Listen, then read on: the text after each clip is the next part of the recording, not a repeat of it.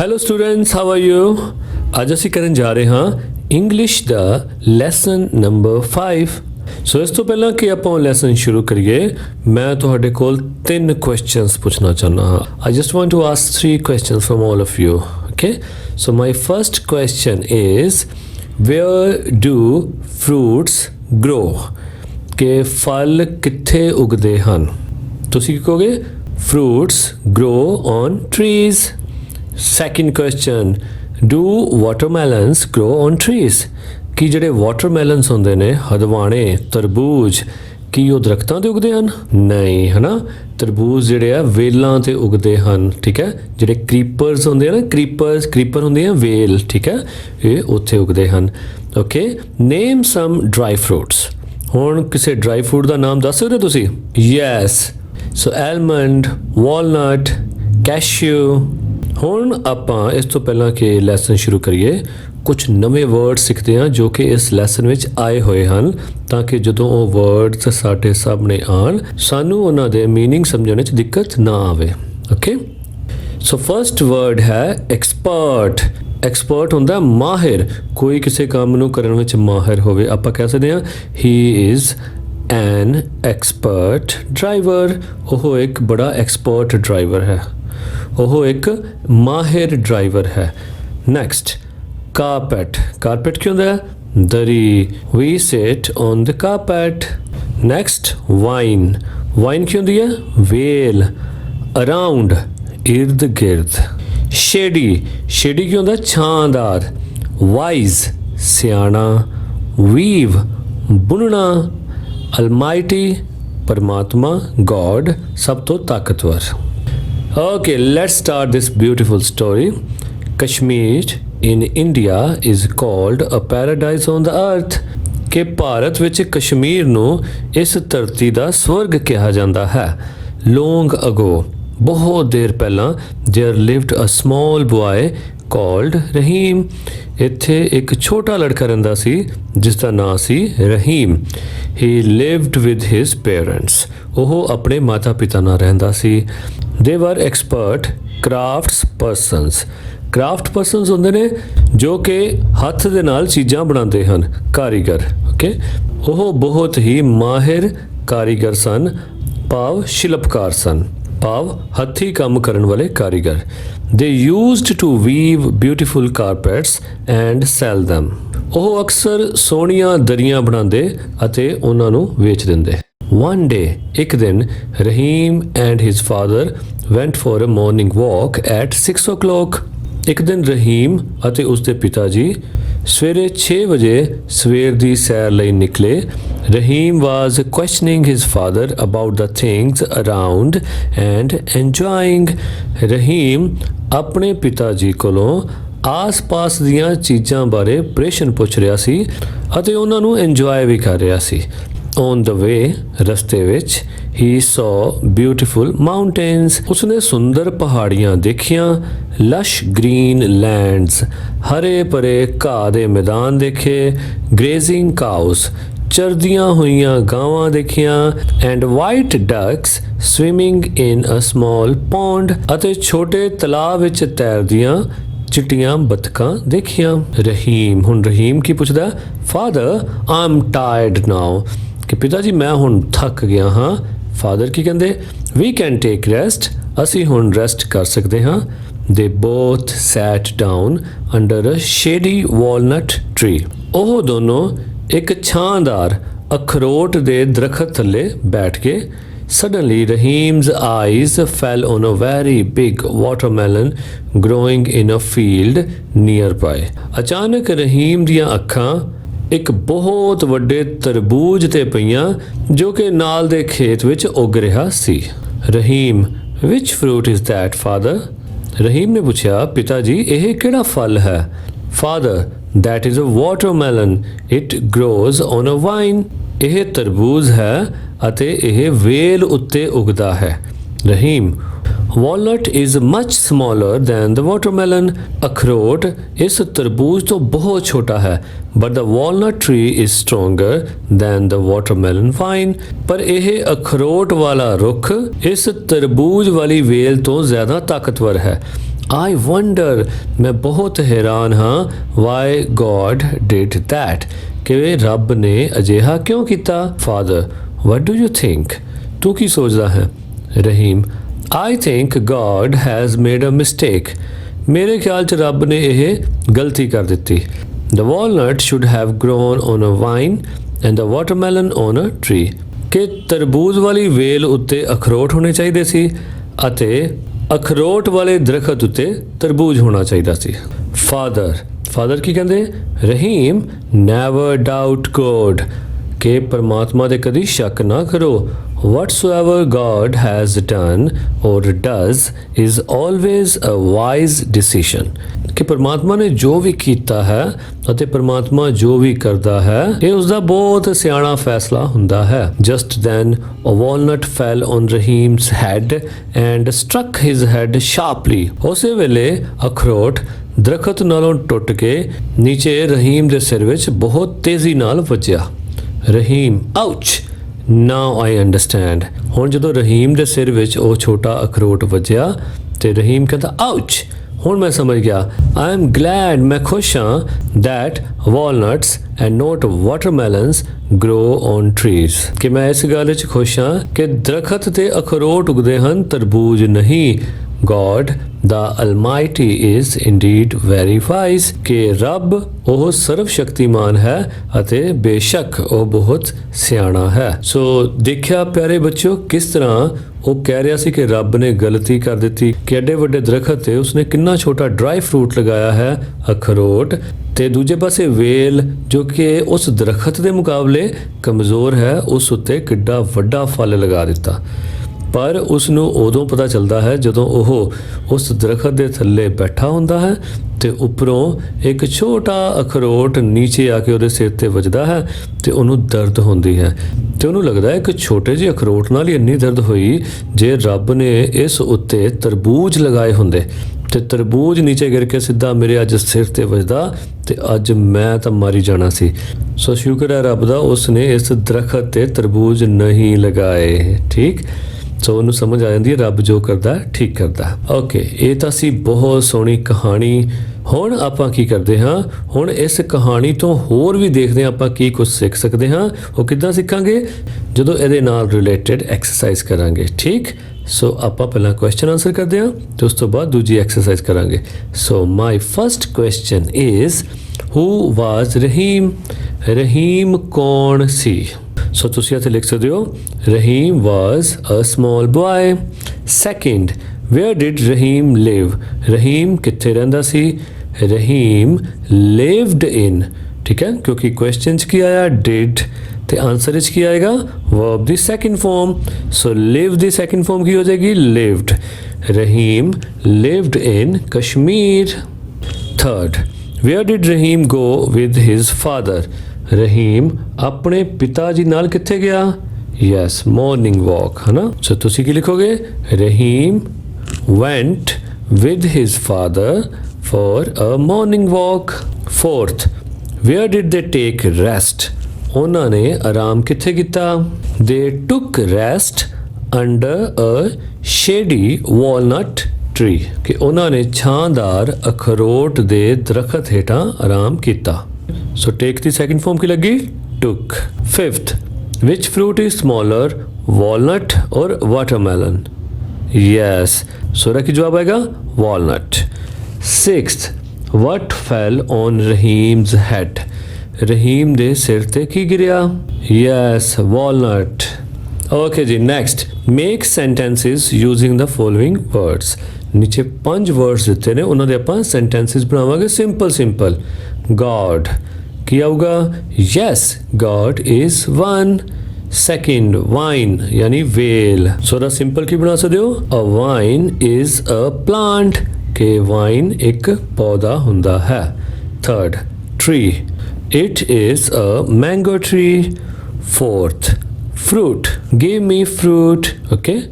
Fifth, parents, I love my parents. Very good. Next, objective type questions. First, they sat down under a shady walnut tree. Very good.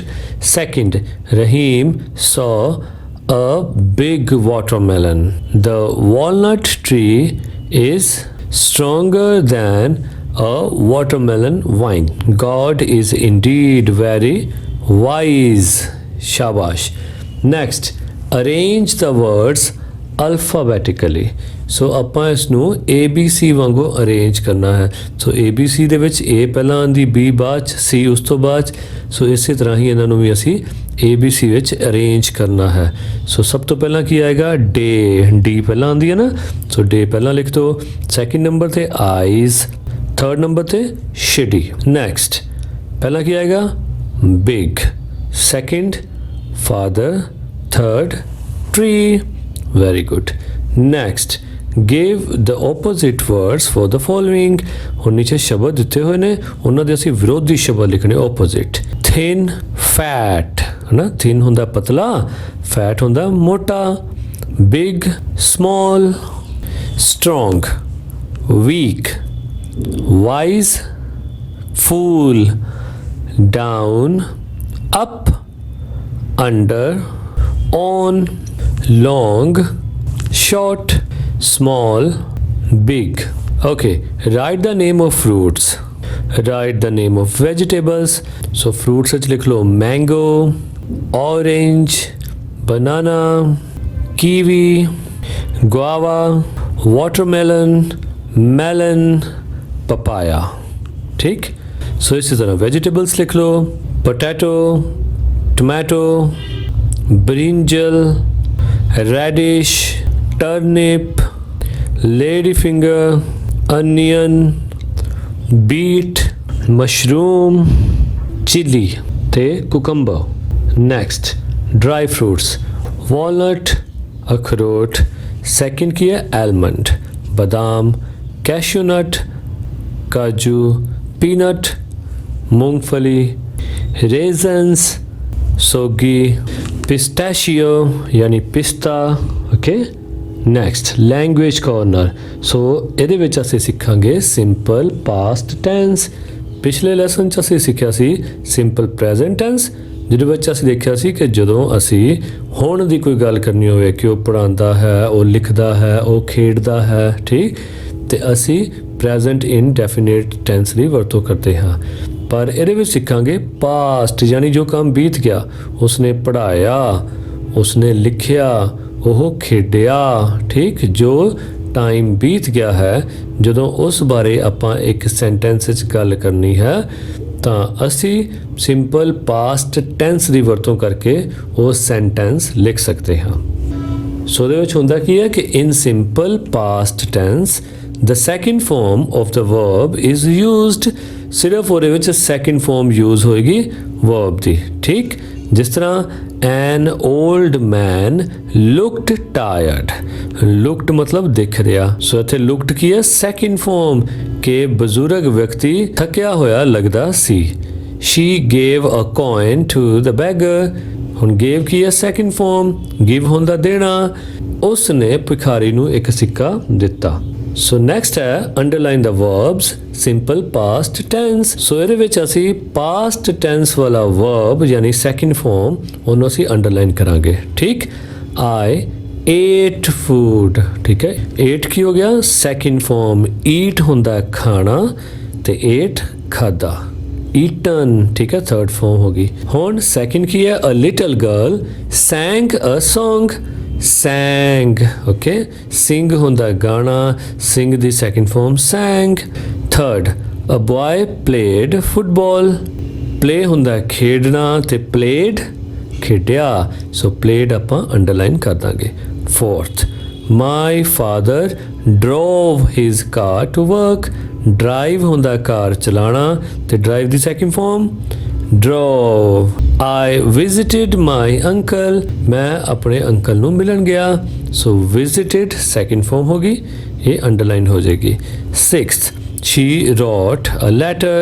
write ਹੁੰਦਾ ਲਿਖਣਾ, wrote second form ਲਿਖਿਆ, wrote ਕੀ ਹੋ ਜਾਏਗਾ? Underline ਹੋ ਜਾਏਗਾ। next, a frog jumped into a pond। jump ਹੁੰਦਾ ਕੁੱਦਣਾ ਤੇ jumped ਕੁੱਦਿਆ, ਛਾਲ ਮਾਰੀ, ਸੋ frog ਨੇ ਪੌਂਡ ਦੇ ਵਿੱਚ ਛਾਲ ਮਾਰੀ। 8th, He drank a glass of milk. Drink ਹੁੰਦਾ ਪੀਣਾ ਤੇ drank ਕੀ ਹੋ ਗਈ second form ਪੀਤਾ. 9th, the baby slept soundly. Soundly ਹੁੰਦਾ ਗੂੜੀ. So the baby slept soundly. ਬੱਚਾ ਗੂੜੀ ਨੀਂਦ ਸੁੱਤਾ. Okay, sleep ਹੁੰਦਾ ਸੋਣਾ ਤੇ second form slept. Last, my friends met me yesterday. Meet ਹੁੰਦਾ ਮਿਲਣਾ ਤੇ meet the second form met. Next, fill in the blanks with the simple past tense correct form of verbs using the given word. So ਅਸੀਂ ਇਸ sentence ਨੂੰ past tense ਦਾ sentence ਬਣਾਉਣ ਲਈ ਅਸੀਂ ਉੱਥੇ second form ਲਗਾ ਦਾਂਗੇ. He dash a ball. He threw a ball. My mother baked a chocolate cake for me. The children looked healthy. The old woman slept on a bench. Neha opened the door. I told a story. She danced well. It rained heavily. They watched a movie. Balkar drove a car. Look at the picture carefully and read the sentences given below. ਨੀਚੇ ਵਾਲੀ picture ਧਿਆਨ ਨਾਲ ਦੇਖੋ ਤੇ ਉਸ ਤੋਂ ਨੀਚੇ ਦਿੱਤੇ ਹੋਏ ਸੈਂਟੈਂਸਿਸ ਨੂੰ ਧਿਆਨ ਨਾਲ ਪੜੋ.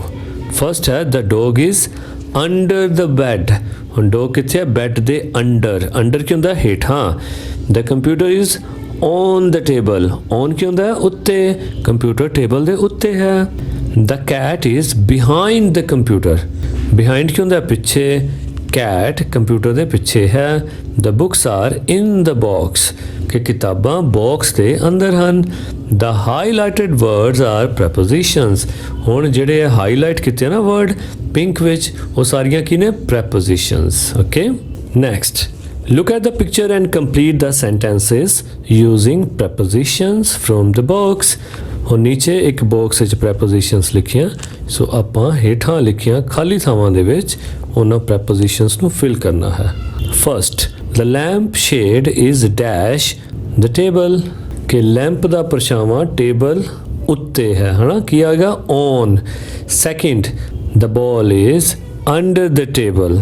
third, the flowers are in the vase. vase ਕੀ ਹੁੰਦਾ? ਗੁਲਦਸਤਾ. ਗੁਲਦਸਤੇ ਦੇ ਵਿੱਚ ਹਨ flowers. fourth, the table is between the chair and the sofa. fifth, the cat is near the sofa. Next, some prepositions are missing. Write them to complete the following passage. ਕੁਝ prepositions missing ਹਨ, ਭਾਵ ਨਹੀਂ ਲਿਖੀਆਂ ਹੋਈਆਂ. ਤੁਸੀਂ ਇਹ ਜਿਹੜੀਆਂ 5 ਲਿਖੀਆਂ ਹੋਈਆਂ ਹਨ ਇਹਨਾਂ ਤੋਂ ਚੁਣ ਕੇ ਖਾਲੀ ਥਾਵਾਂ ਵਿੱਚ ਭਰਨੀਆਂ ਹਨ. Let's start. When Aladdin went down the steps. ਜਦੋਂ ਅਲਾਦੀਨ ਪੌੜੀਆਂ ਨੀਚੇ ਉਤਰਿਆ. He found himself dash a world of gold and diamonds. Among the world of gold and diamonds, he saw fruits made of rubies, pearls, and gems. At last, he got a lamp and came down the stairs.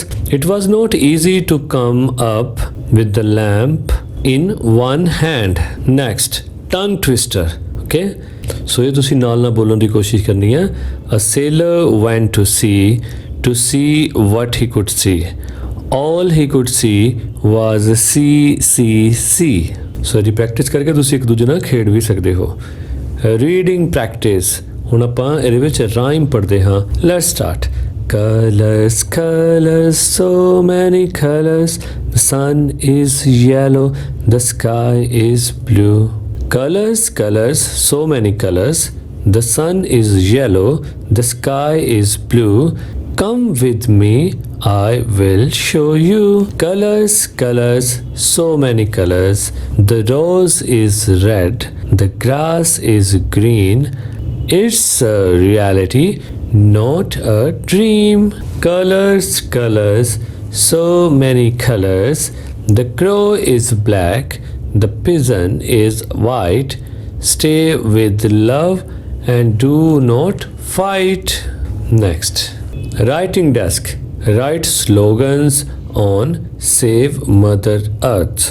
ਹੁਣ ਤੁਸੀਂ slogan ਲਿਖਣੇ ਨੇ ਜਿਸ ਤਰ੍ਹਾਂ ਇੱਕ slogan ਲਿਖਿਆ ਹੀ ਹੋਇਆ let's go green. ਦੂਸਰਾ ਤੁਸੀਂ ਲਿਖ ਸਕਦੇ ਹੋ ਸੇਵ ਅਰਥ ਸੇਵ ਲਾਈਫ। ਤੀਸਰਾ ਲਿਖ ਸਕਦੇ ਹੋ ਸੇਵ ਦ ਪਲੈਨਟ ਤੇ ਚੌਥਾ ਲਿਖ ਸਕਦੇ ਹੋ reduce reuse recycle. Next write slogans on save water. ਹੁਣ ਤੁਸੀਂ ਪਾਣੀ ਨੂੰ ਬਚਾਉਣ ਲਈ ਸਲੋਗਨਸ ਲਿਖਣੇ ਹਨ। ਜਿਵੇਂ ਪਹਿਲਾਂ ਲਿਖ ਸਕਦੇ ਹੋ ਸੇਵ ਵਾਟਰ, ਦੂਸਰਾ ਲਿਖ ਸਕਦੇ ਹੋ ਸੇਵ ਵਾਟਰ ਸੇਵ ਫਿਊਚਰ, ਤੀਸਰਾ ਲਿਖ ਸਕਦੇ ਹੋ slow the flow save H2O ਤੇ ਆਖਰੀ ਲਿਖ ਸਕਦੇ ਹੋ save water it will save you later. Next application. ਹੁਣ ਆਪਾਂ ਅਰਜੀ ਲਿਖਣੀ ਸਿੱਖਾਂਗੇ। Suppose you are Gurjot Kaur. ਮੰਨ ਲਓ ਤੁਹਾਡਾ ਨਾਮ ਗੁਰਜੋਤ ਕੌਰ ਹੈ। ਯੂ ਆਰ ਇਲ, ਤੁਸੀਂ ਬਿਮਾਰ ਹੋ and cannot go to the school, ਅਤੇ ਸਕੂਲ ਨਹੀਂ ਜਾ ਸਕਦੇ। You study in class 4th in government elementary school Jwalapur Moga. ਤੁਸੀਂ ਚੌਥੀ ਕਲਾਸ ਦੇ ਵਿੱਚ government elementary school Jwalapur Moga ਦੇ ਵਿੱਚ ਪੜ੍ਹਦੇ ਹੋ। Write an application to the principal of your school for a days leave. ਕਿ ਆਪਣੇ ਸਕੂਲ ਦੇ ਪ੍ਰਿੰਸੀਪਲ ਨੂੰ ਐਪਲੀਕੇਸ਼ਨ ਲਿਖੋ ਜਿਹਦੇ ਵਿੱਚ ਤੁਸੀਂ ਇੱਕ ਦਿਨ ਦੀ ਛੁੱਟੀ ਮੰਗੀ ਹੋਵੇ। Let's start the principal. ਇਸ ਤੋਂ ਬਾਅਦ ਆਪਣੇ ਸਕੂਲ ਦਾ ਨਾਮ ਲਿਖ ਦਿਓ। ਕੀ ਹੈ ਤੁਹਾਡੇ ਸਕੂਲ ਦਾ ਨਾਮ? Yes, government elementary school Jwalapur Moga. Okay, ਨੀਚੇ ਡੇਟ ਪਾ ਦਿਓ, ਜੋ ਵੀ ਉਸ ਦਿਨ ਦੀ ਡੇਟ ਹੋਵੇ ਤੁਸੀਂ ਉਹ ਪਾ ਦੇਣੀ ਹੈ। ਸੋ ਇੱਥੇ ਕਿੰਨੀ ਲਿਖੀ ਹੋਈ ਹੈ? March 7, 2020। Let's start. Madam I am ill. ਕਿ ਮੈਡਮ ਮੈਨੂੰ ਬੁਖਾਰ ਹੈ। I can not come to school today. ਮੈਂ ਅੱਜ ਸਕੂਲ ਨਹੀਂ ਆ ਸਕਦੀ। Kindly grant me leave for 1 day. ਕਿਰਪਾ ਕਰਕੇ ਮੈਨੂੰ ਇੱਕ ਦਿਨ ਦੀ ਛੁੱਟੀ ਦਿੱਤੀ ਜਾਵੇ। ਥੈਂਕਿੰਗ ਯੂ, ਧੰਨਵਾਦੀ ਹੋਵਾਂਗੀ। ਯੂਅਰਸ ਓਬੀਡੀਐਂਟਲੀ, ਤੁਹਾਡੀ ਆਗਿਆਕਾਰੀ। ਅੱਗੇ ਨਾਮ ਲਿਖ ਦਿਓ। ਸੋ ਤੁਹਾਡਾ ਨਾਮ ਹੈ ਗੁਰਜੋਤ ਕੌਰ। ਅੱਗੇ ਕਲਾਸ 4 ਰੋਲ ਨੰਬਰ 1। ਓਕੇ ਜੀ। 7th ਵੈਲਿਊ ਆਈ ਲਰਨਡ। ਹੁਣ ਆਪਾਂ ਦੇਖਦੇ ਹਾਂ ਅਸੀਂ ਕੀ ਸਿੱਖਿਆ। Write dos and don'ts for saving nature.